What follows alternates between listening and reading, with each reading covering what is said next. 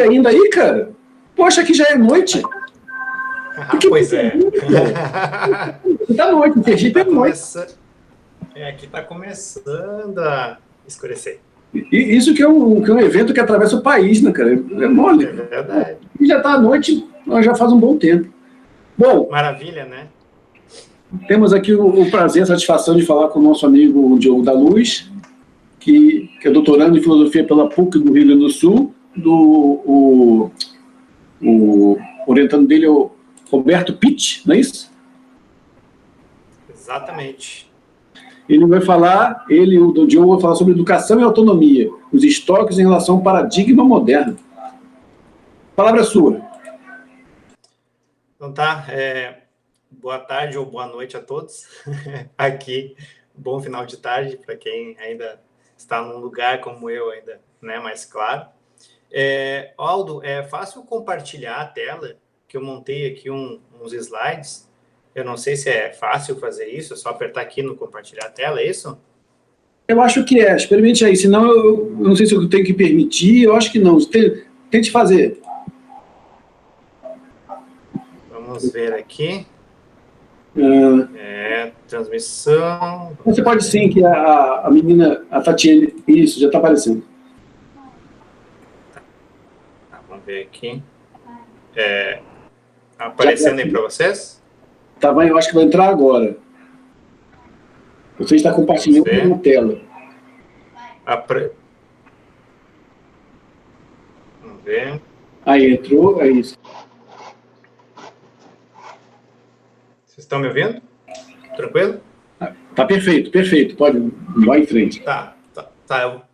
Eu vou começar então. Bom, esse é um tema que eu tenho estudado nos últimos meses, em função também de uma disciplina do doutorado e algumas inquietações que eu tinha, algumas elucubrações, e eu achei interessante apresentar para que a gente mais pudesse também conversar sobre isso. Eu queria ouvir bastante a opinião de vocês, importante para mim, e que a gente possa, então, usar isso aqui como um incentivo à conversa, tá, pessoal? Bom, tá, vamos passar aqui, então. Vou voltar. Não, espera um pouquinho que eu acho que eu... Aqui. Tá. Não, obrigado. A primeira, então, aspecto, aqui me ofereceram ajuda aqui, então, mas está tudo tranquilo. O primeiro aspecto que eu achei interessante é colocar como funciona o paradigma moderno, como funciona, pretensão minha, né? Mas, basicamente, aquilo que dá os fundamentos de uma educação moderna. E que seria, então, seria a disciplina, né, como um fundamento bem relevante para a modernidade, a partir de Kant. Porque o Kant, ele, a partir de uma obra que ele escreveu, que é sobre a pedagogia, ele fala sobre isso... Só um momentinho aqui, só um momentinho.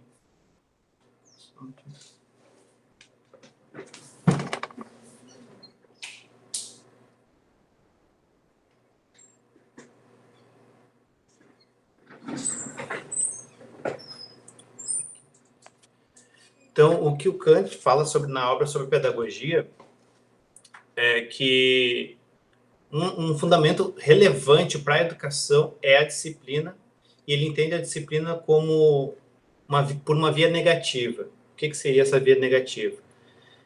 Ela serve para impedir os defeitos, né? Ele coloca nesses termos, impedir os defeitos e abrir espaço, então, para a cultura, para a formação das habilidades e, por fim, como objetivo final, né, a moralidade. Então, a partir disso, o Kant, ele entende que é importante nós inibirmos elementos da natureza para que a gente possa, então, desenvolver o ser humano até chegar a uma moral que ela é feita a partir, né, dos imperativos, etc. Não vou trabalhar muito nisso. E que essa moral dos imperativos categóricos, ela é uma moral deontológica, de um dever que atua apesar da natureza. Eu acho que isso é o primeiro elemento importante. Outro elemento importante do Kant é que ele também tem uma visão importante sobre a autonomia. A autonomia para Kant é justamente a capacidade de o sujeito estabelecer leis em que ele possa seguir, né? Essas leis, então, seriam essas leis morais que a gente coloca para nós mesmos. Então, é uma normatividade que se autoimpõe, né? A partir dessa ideia de que ela pode ser universalizável. Então, o primeiro ponto aqui, o que eu acho importante é destacar essa diferença entre a natureza e a disciplina e a moralidade na educação. O segundo ponto é que nesse âmbito moderno que o Kant vai influenciar, a questão da felicidade ela está colocada de uma forma, ela está colocada de lado, porque como Kant mesmo diz na sua moral, ele não quer trabalhar a questão da felicidade por se tratar por ser muito subjetiva, digamos assim, não tem como definir, não tem como estabelecer parâmetros para que a felicidade sirva como guia da moralidade. Então, ele formula uma moral deontológica, coloca isso como através de uma metafísica que estabelece, então, uma formação do ser humano, e ele traz isso não só para o âmbito da moral e da filosofia em si, mas ele também entende isso como um elemento norteador da pedagogia. E o Kant, ele não... Ele é um protestante, mas ele não coloca a religiosidade como fundamento da sua moral. Né? Quando ele fala numa obra sobre, se eu não me engano, sobre a doutrina da virtude, em que ele comenta que é interessante que se fale de Deus para a moralidade, para a educação, mas isso só funciona como um elemento adicional, porque basicamente o que importa é o imperativo. Né? O que eu acho interessante é que ele diz que a moralidade ele torna digna a pessoa para a felicidade. E aí, quando ele torna essa pessoa digna para a felicidade, ele deixa esse espaço aberto para uma felicidade futura, para uma felicidade pós-mortem também, se a gente quiser trabalhar nesse sentido, porque a gente não vai trabalhar a felicidade na filosofia e na pedagogia. Ao menos de uma forma relevante, como ele coloca o dever na pedagogia e na moral. Porque a moral, portanto, né, ela é o ápice, então, da educação. Bom, com o Kant também, ele já na época dele, já se começava a falar de um paradigma, uma visão de educação, melhor dizendo, mais completa. Né? E o termo alemão muito conhecido pelo pessoal da educação é o Bildung, que significa mais ou menos, que nós podemos entender, algo semelhante à paideia e à humanitas em Roma, na Roma Antiga, que é essa formação do ser humano, uma formação mais completa. Uma formação nas artes, uma formação literária, uma formação com gramática, uma formação com música eu já falei, com artes em geral. Né? Muitas vezes a gente tem esses nomes atribuídos às artes liberais. E a Bildung alemã, que trazia, então, esse elemento, esse contexto histórico como inspiração, ela foi, digamos assim, trazida para o âmbito educacional alemão através, basicamente, fundamentalmente, por Humboldt, que é um personagem bem importante na pedagogia moderna. Só que o Humboldt, ele também trouxe junto essa influência kantiana da disciplina na educação. Então, nós temos uma formação completa, humana, mas com a disciplina e com a moralidade como elementos muito presentes, a autonomia kantiana. Ela está muito presente nessa educação moderna. Com o passar, né, do tempo, assim, nós temos então as críticas depois feitas a esse paradigma educacional. Eu posso colocar aqui vou colocar aqui 2 elementos que estão aqui no slide e vou também falar um pouco de um terceiro. O primeiro elemento, então, se a gente falar como crítica da modernidade, o Adorno é bem conhecido. Ele critica a razão iluminista e ele entende, então, ele formula o conceito de razão instrumental, em que a razão ela não conseguiu levar a cabo o seu projeto de emancipação do ser humano, por diversos motivos, né?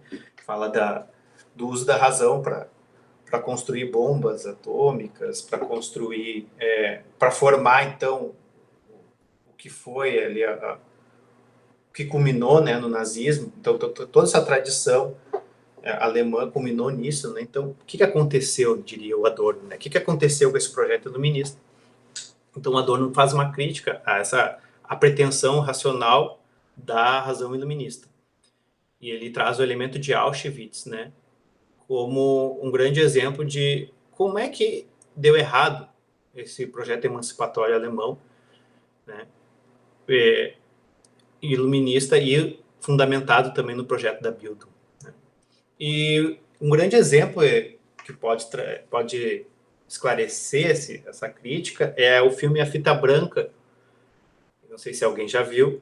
E esse filme, ele mostra justamente como a disciplina no contexto alemão, na educação, por ser muito rígida, ela dá espaço para uma cultura de muita crueldade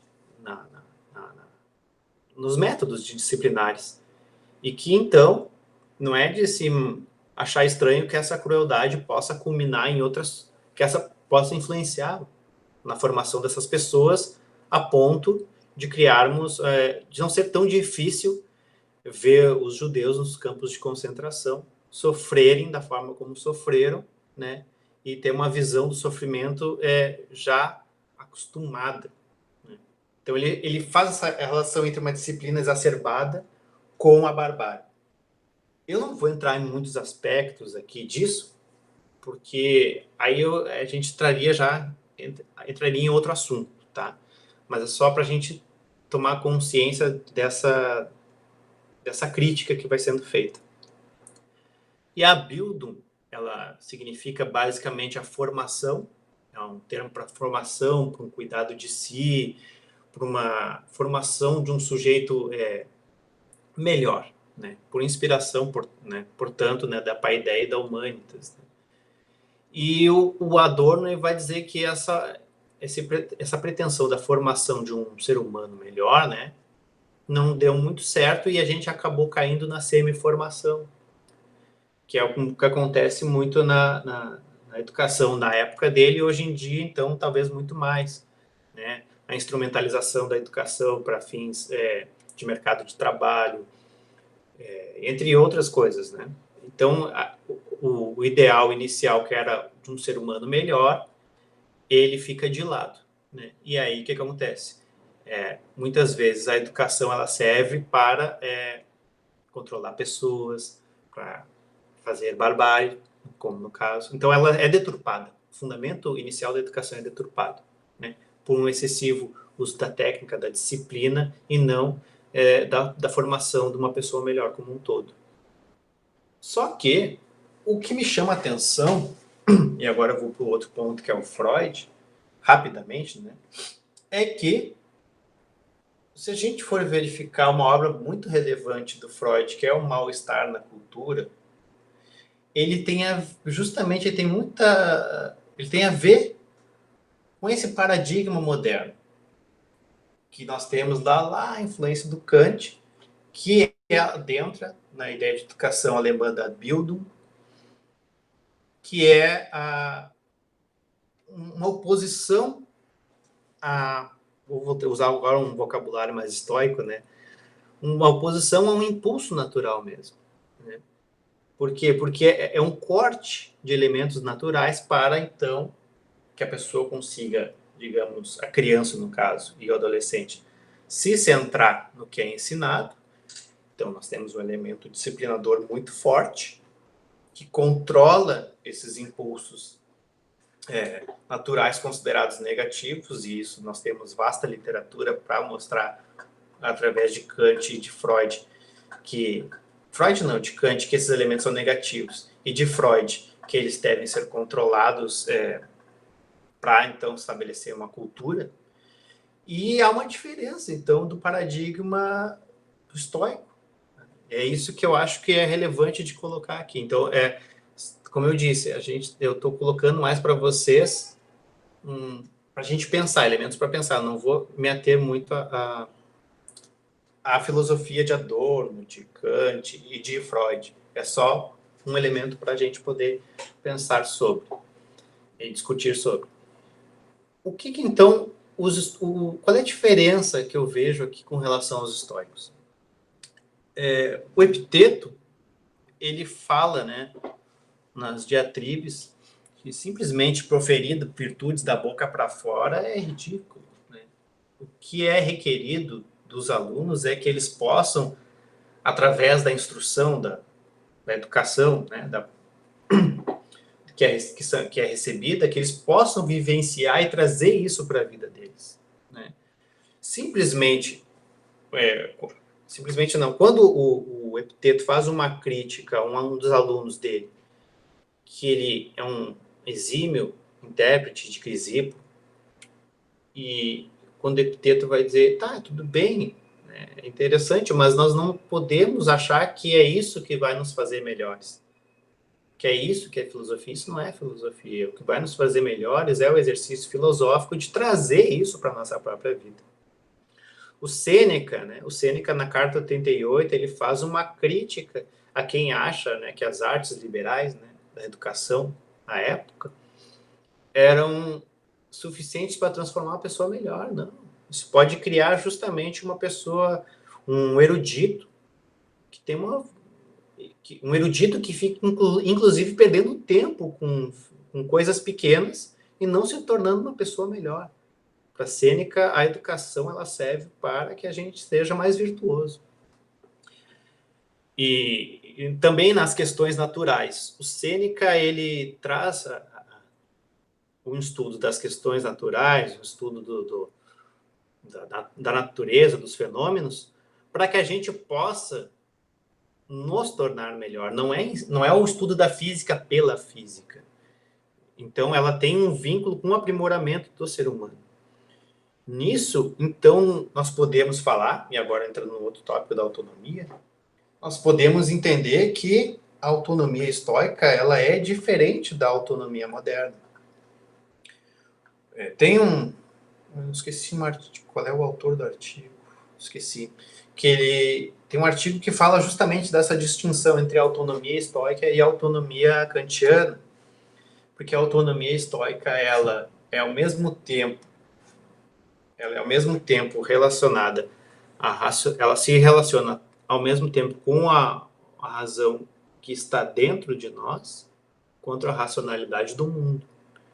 Então, quando, por exemplo, um estoico ele fala, no caso de Epiteto, que eu acho que é bem relevante, inclusive para a minha pesquisa, quando ele fala que nós devemos seguir a divindade, isso serve para seguir a divindade tanto na sua racionalidade do que nós vemos no mundo, quanto aquela racionalidade que nós temos dentro de nós. Porque essa razão, ela está na natureza e nós estamos na natureza. Então, quando nós tomamos uma atitude autônoma para o estoico, ela, para Kant, o Kant não entenderia isso. Por quê? Porque para Kant, a razão, nesse caso, ela não está na natureza, ela está em nós, apesar da natureza. Ou, né, tomando atitudes que a gente possa reprimir ou disciplinar impulsos naturais. O estoicismo não tem essa pretensão. O estoico, ele tem a ideia da razão como artesã do impulso. E como foi comentado antes, no caso da apropriação, o impulso de apropriação, né, da oikeiosis, ele não é negativo, pelo contrário, ele é fundamento de moralidade. Então, nós temos essa diferença. E por que eu creio que essa diferença é importante perante o paradigma moderno? Porque, hoje em dia, nós colocamos muito a ética, assim, em função da deontologia kantiana. Muitas vezes, não estou dizendo todos, claro, mas muitas vezes nós colocamos isso. O ideal de disciplina para que o aluno, a pessoa possa, então, aprender o conteúdo escolar ou aprender na universidade. Quando, na verdade, a disciplina ela não tem que ter simplesmente um caráter deontológico de fundo. Os estoicos entendem que as ações, como a gente chama hoje de deveres, na verdade, são ações adequadas. São ações que são boas naturalmente para um ser humano. Né? São regras gerais que são naturalmente boas para o ser humano. E isso não se desvincula da felicidade, como é colocado no paradigma moderno fundado lá em Kant. Por que eu acho isso relevante? Porque se a gente for lá falar em eudaimonia, que seria, a gente fala em felicidade, mas pode ser também conectado à eudaimonia com uma ideia do objetivo mesmo da ideia da Bildung, da Humanitas, que é o florescimento humano. O que seria esse? Alguns autores falam, tradutores falam em florescimento humano para falar da eudaimonia, porque é justamente isso. É uma ideia de que nós vamos viver melhor através da educação por uma boa formação do ser humano em seu sentido completo, sentido amplo mesmo. E isso não quer dizer não quer dizer uma formação apenas como bom em um sentido deontológico, mas é um bom no sentido virtuoso, em que a gente, ao mesmo tempo, está bem e tem atitudes boas, e faz o bem. Eu acho relevante pensar por esse lado, porque se a gente for ver quem é que está falando em bem-estar hoje na educação, em realização, autorrealização. Eu coloquei ali o budismo como um elemento importante de intersecção, porque o budismo é uma posso dizer, então, religião, espiritualidade, filosofia oriental, que ela tem muita relação com o estoicismo na medida em que busca, então, a boa vida no presente, mas a boa vida ela não se conecta com prazeres, especificamente. A boa vida é uma vida correta e boa. Nós tomamos atitudes corretas com relação ao outro e corretas com relação a nós mesmos. Então, e nisso, nós falamos através de visões assim como budistas, estoicas, elementos até que eu acho interessantes até da gente estudar da cultura indígena brasileira também, que sai desse paradigma moderno e dá uma quebra, uma forma diferente de ver o processo educacional. Quando a gente fala em felicidade, muitas vezes nós temos um estranhamento, por exemplo, quando a gente fala em felicidade na universidade, no mundo acadêmico, na filosofia, por exemplo, porque parece que a gente está falando de autoajuda, nós estamos falando de outras coisas assim, né? E eu acho isso bem preocupante, assim, né? Eu coloquei ali o Marx, né? A relação do mundo do trabalho é bem isso, né?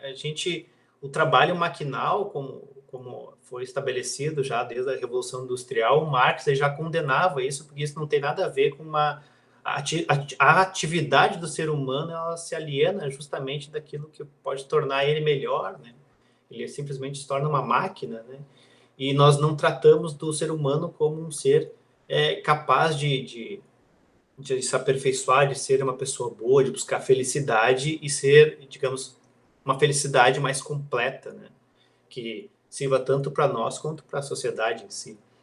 E aí eu coloquei aquela frase, né? Hoje em dia nós estamos falando tão mal de felicidade que muitas vezes tem pessoas que querem mostrar que a felicidade, nós temos que fazer o que nós gostamos, né? Ah, você tem que se realizar no seu trabalho e tal. E aí contratam palestrantes para falar sobre isso. Pô, legal, é legal a felicidade do trabalho.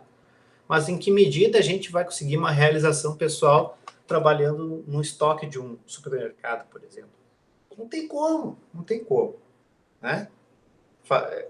Porque uma coisa é um trabalho que a gente precisa fazer, outra coisa é um trabalho que a gente passa o dia inteiro fazendo aquilo, não tem mais tempo para fazer outras coisas que são importantes para o ser humano. Então, quem é que está falando de felicidade hoje em dia? Os filósofos, eles estão conseguindo trabalhar bem a felicidade hoje em dia? Quem é que está ocupando esse espaço, né?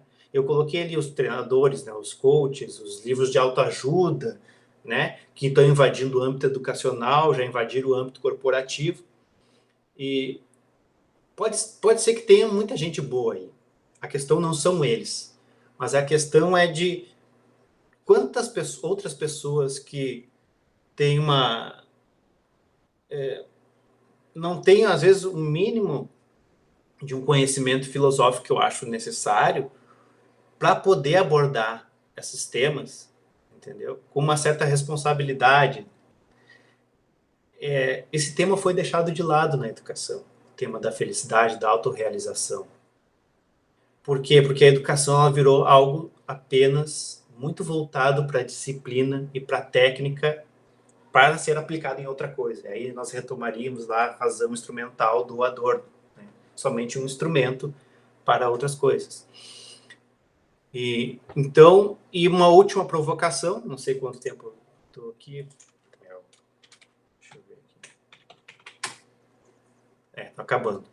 Então, só para finalizar, eu pensei, a nossa relação com o mundo hoje, ela passa muito pela compreensão do âmbito natural, da problemática da ecologia também, né?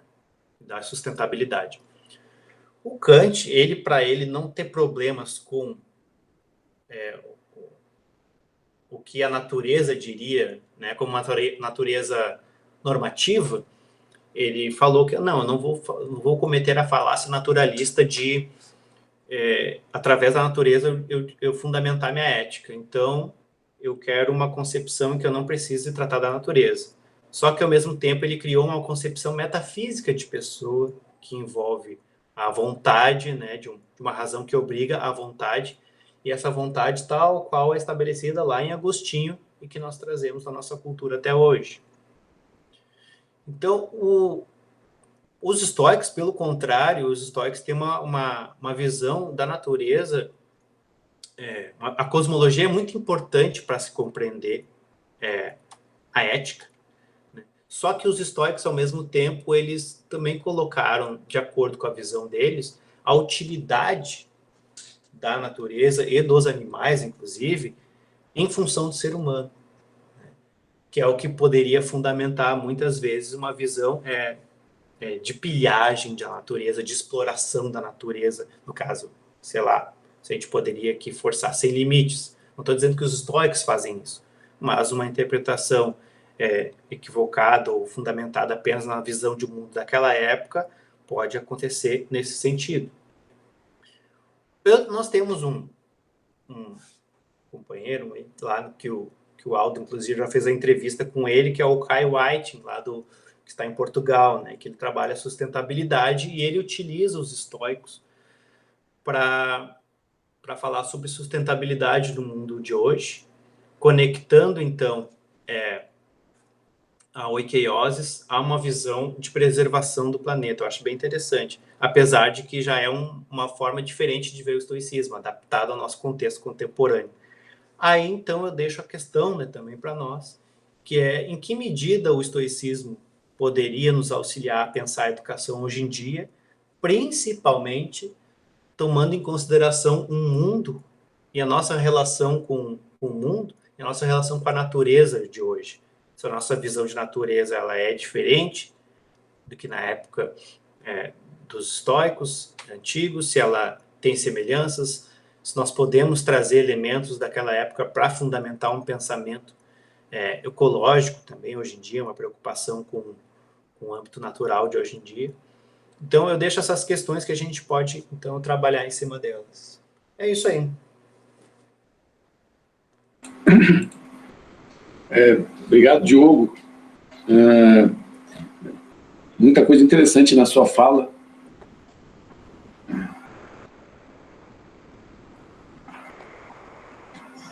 Uma primeira coisa que me chamou a atenção, né, quando eu estudei os estoicos, foi justamente a questão da proximidade com a natureza, né? Como está lá no George Laércio, o texto que eu citei para o Gley mais cedo, George Laércio, 135. Então, entre as definições de cosmos está um sistema dos humanos e deuses, né, que perfazem a natureza toda, né? Então, é uma visão do ser humano integrado na natureza. E aí, cara, é difícil você harmonizar isso com a visão que você tem hoje, né? Que é a visão do homem contra a natureza como mero recurso para ser explorado pelo humano, né? É muito difícil, que é uma visão que já nasceu lá da separação, como você falou, lá em Agostinho. O ser humano é extirpado na natureza, ele como um expatriado do céu, né? Algo assim, né? Expatriado do paraíso, né? E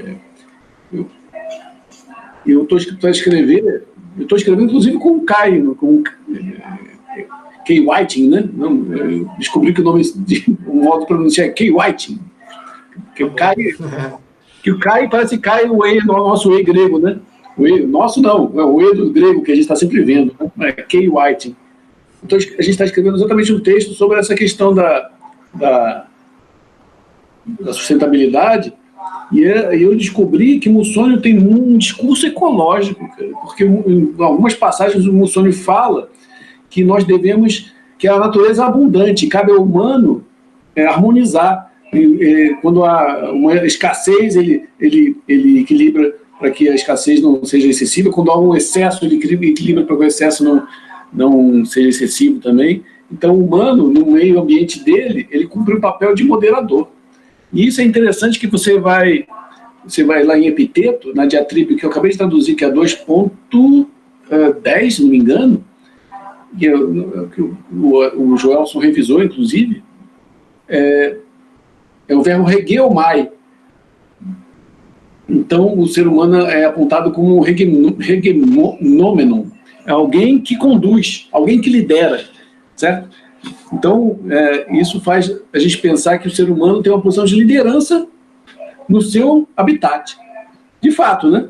Ele tem o poder o poder, já estamos vendo aí que poder que tem, né? Destrutivo, né? E, para mim, fica muito difícil compreender como que a gente pode superar essa visão, se não ensinando que o ser humano é parte da natureza, tá entendendo? O ser humano tem que se harmonizar com a natureza. Isso inclui estimular o amor à natureza, né? Estimular. E a gente vive uma época tão doida, né, cara, que as pessoas hostilizam ecologistas. Veja só que contradição, né?